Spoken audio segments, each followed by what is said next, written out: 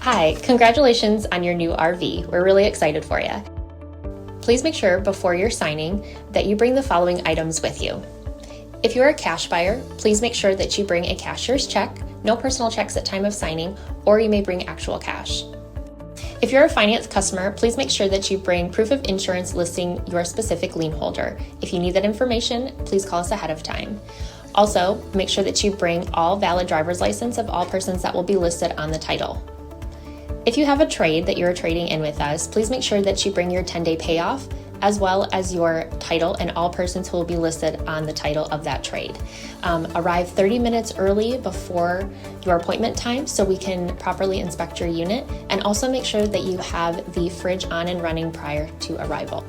If you have any questions, please feel free to give us a call at 810-686-0710. Thanks so much. Have a great day. Hello, this is Mike with TradeWinds RV Center, here to congratulate you on your Catalina Legacy 303 RKDS travel trailer. I'm going to walk you around it, show you how to use a few things, get the best out of your camping experience. Let's start by talking about arriving at the campsite. A couple things to take into consideration when parking. On your campsite, be plenty of room for that big awning to come out.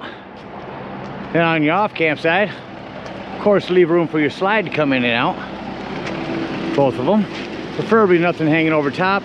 Then leave yourself a nice walking path here, because the next thing I want you to think about is where your power and water connections are going to be. Your power is going to plug in right on the rear of the unit.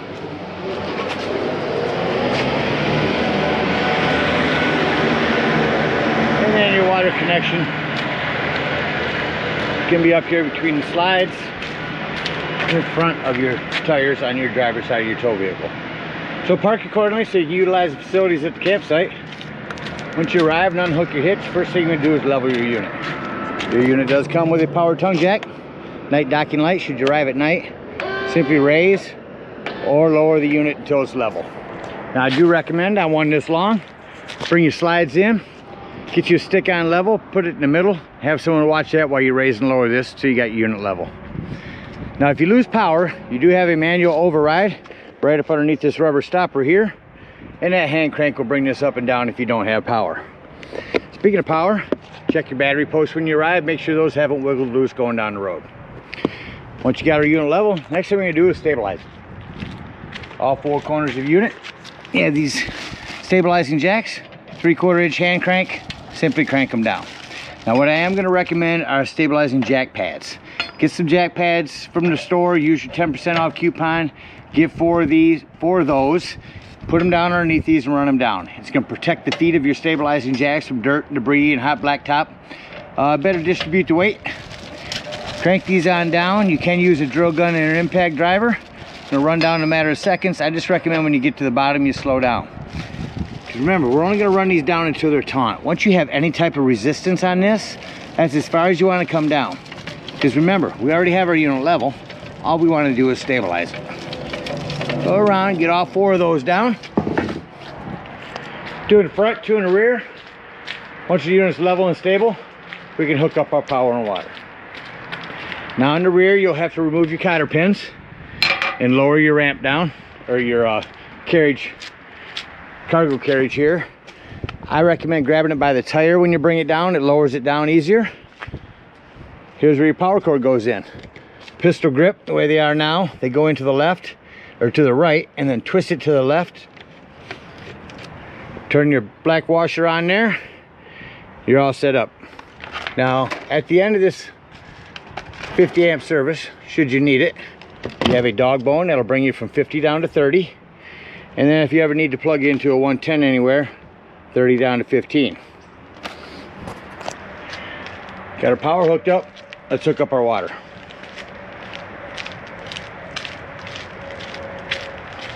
Now at campsites, we're going to hook up at your city water connection.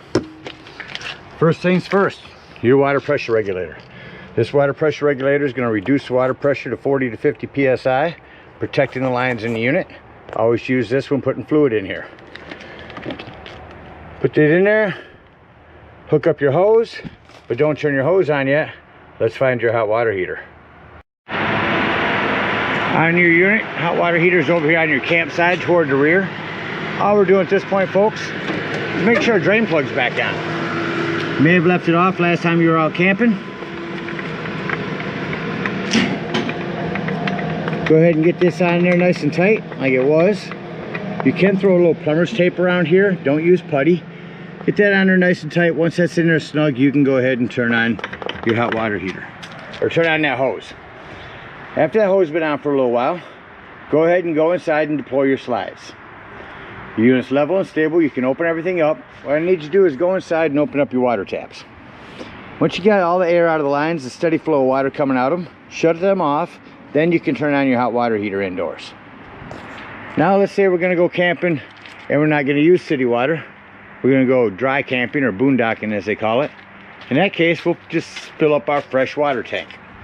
That is at the rear of your unit. No need for a water pressure regulator here. Simply use a hose. Two ways to tell when that's full. One, there's an overflow valve right here. Or two, on the inside where you check the levels of your battery and black and gray tanks, there's also a button you can push to tell you when this is full. Once it is full, return your cap. Then whenever you want to utilize that fresh water, you'll turn on your water pump. Don't turn on your water pump when using the city water. That's already pressurized. All right, we're all hooked up with power and water. Let me walk you around the rest of the outside of the unit, starting here on the rear. Up top, you are prepped for a Furrion backup camera. Device you can purchase from our store. It sits on the dash of your tow vehicle, giving you a backup camera for the unit. That's a vent for your microwave. Again, your fresh or potable water. Here's your power. A quick connect LP down here. And your storage rack. Freshwater drain for your potable water. Now you can see it from here, you got 3 different places to dump on this. You've got a back galley tank. You've got a black and gray tank here, and an extra gray tank. Over here is where you plug in your cable at the campsites. Again, black and gray tanks. Outdoor shower, your 751 kilo, open that up. Hot and cold water. That's a handle for your shower handle. This is your black tank flush. We'll talk about that when leaving the campsite and dumping our black tanks. Here's your city water connect again. Kind of the front of the unit, you got your big pass-through storage. This is a hand crank for manual override for your slide. I'll show you where that'll go in case you lose power. Speaking of power, again, check your battery posts. Make sure those haven't wiggled loose over time. This is your battery disconnect. This would disconnect all the battery power to the unit. That'll come important later when I talk about your carbon monoxide propane detector. Speaking of propane, here's your propane. Comes with a cover and a regulator. Simply point it toward the tank you wish to be using. Lefty-loosey to open. Green means you've got gas. Over here on your campsite, this is a storage area that's accessible through your closet inside. There's your manual override for your crank, for your slide. Outdoor speakers, LED lighting. You got a remote control for that LED. You can make it any kind of color you want, strobe, change. Pretty cool multicolored system. Again, your outdoor speaker. Prep for TV out here. Plug in 110 and cable right here. Set a TV on the table. Over here is your other low point drain. Red and blue right there. Got a leash link. You got a puppy you want to tie up. This is a flue for your furnace. If you're running your furnace, 2 things. Make sure nothing's ever blocking it. And 2, if you are running your furnace, that does get hot. There's the other hole for your manual override crank for your other slide. Again, your hot water heater. And your outdoor fridge. That is electric, plugs in right there. That about covers everything out here. Let's go take a look inside your unit.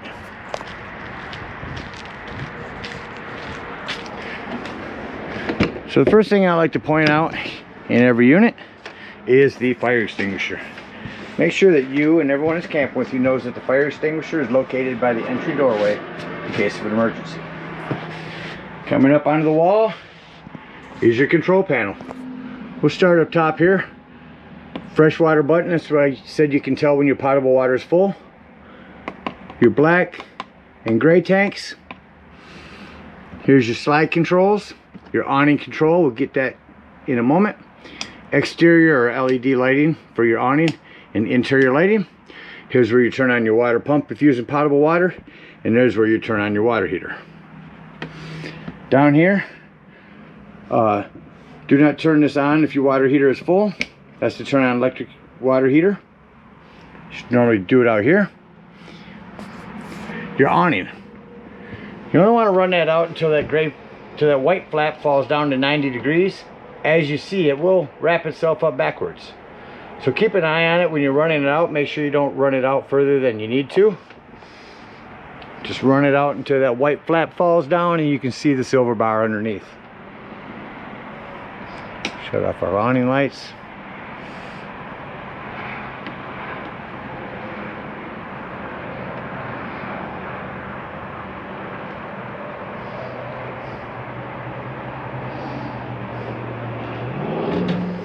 Again, going back to this is where you turn on your water heater if you're hooked up to electric. Don't turn it on until your water heater is full, like I said outside. Make sure all your lines are full of water before turning on your water heater. Coming into the living room, turn on your TV here.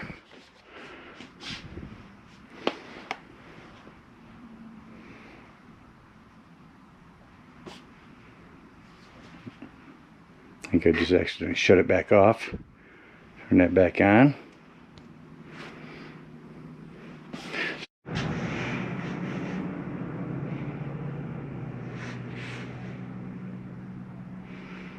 So you got the Connex TV. You have to run a channel scan once you get to where you're going. So start by hitting source. You have a TV here, AV component, 3 different HDMIs. You can hook up Bluetooth stereo, FM radio. I'll show you that real quick.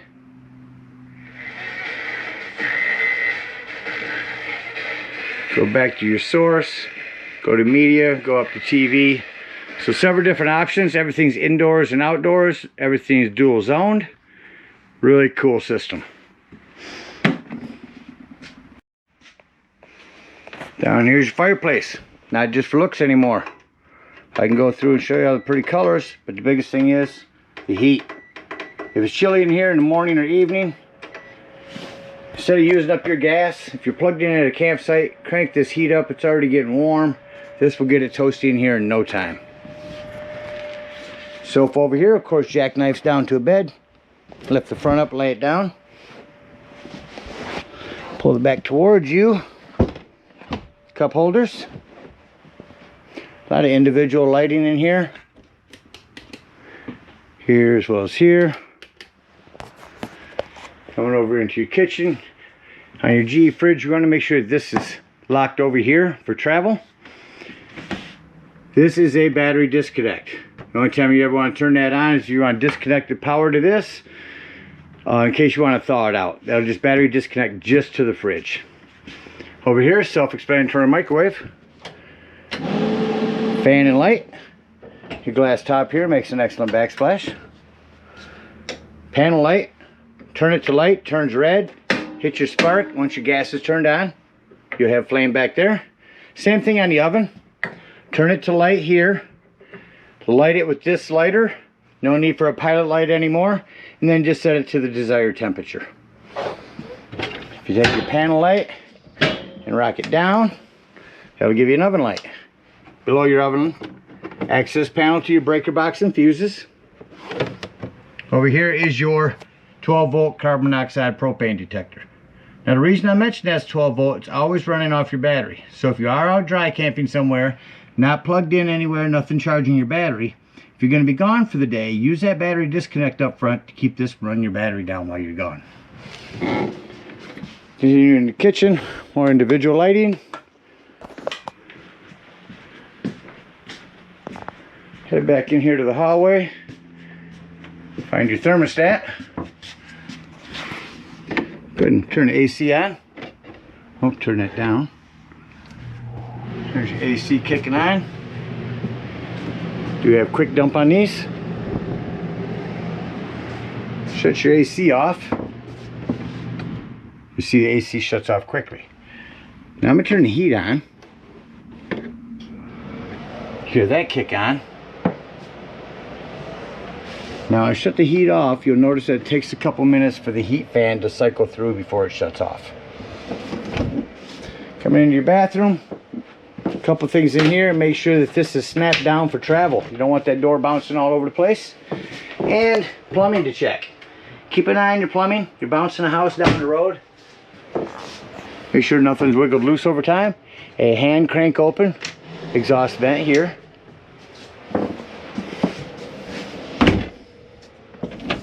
Coming back into your huge bedroom.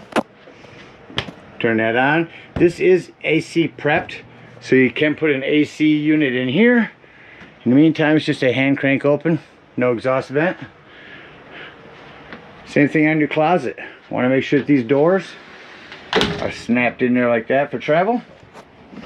And then this is your closet door, all prepped for washer and dryer and access to outdoor storage.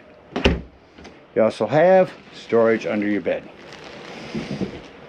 Prepped for a TV back here. Here's your secondary fireplace. Again, the heat gets chilly. If you're plugged in, use this for your heat. Save your gas, folks. That about covers everything on the inside. Let's act like we're leaving the campsite and close the unit up. So what I like to do is start by shutting off my main lights here. Then I can walk around and see any individual lights that I need to shut off.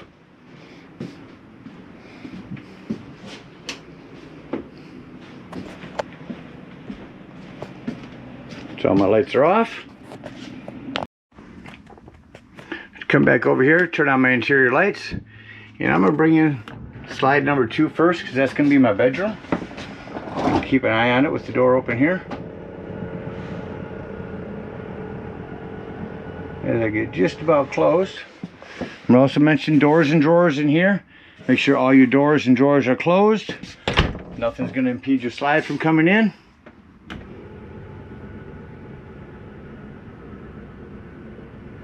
You can hear it coming in.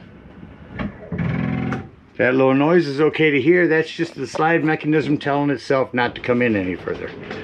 Same thing up here, doors and drawers. Make sure nothing's going to impede your slide from coming in. Make sure all your doors, cabinet doors over there by your fridge are closed. On your entertainment center.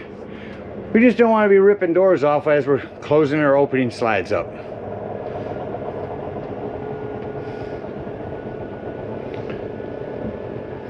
Once our slide is in, shut off our interior lights, exit the unit. Now the biggest thing on these steps is you want to make sure that your exterior door is all the way open before bringing them up. Set this towel in here, catch some of this water. Once that's in there, turn this right or left to lock it. Lock and deadbolt your exterior door. Lift and turn this handle. That door is now ready for travel. At this time, we will unhook our water, our cable, and our power, and bring up all of our stabilizing jacks. Hook up our hitch and head on up to our dump station. Now at the dump station, park accordingly. Your main dump's gonna be in front of your tires here. We got another one back there. So now, once you're parked and ready to be able to dump, we're gonna go ahead and hit our low point drains. Now if we were out boondocking, we'd have just pulled this blue one right here and dumped that fresh water drain. And if we're at a campsite, we're gonna open up that red and blue one right there. Once some waters are done draining, we're gonna come back over to our hot water heater. I'm gonna lift up on this pressure release valve. That's gonna dump the remainder of the hot water out of there. Once that's done, push that back down or your door won't close, and then you can pull this drain plug.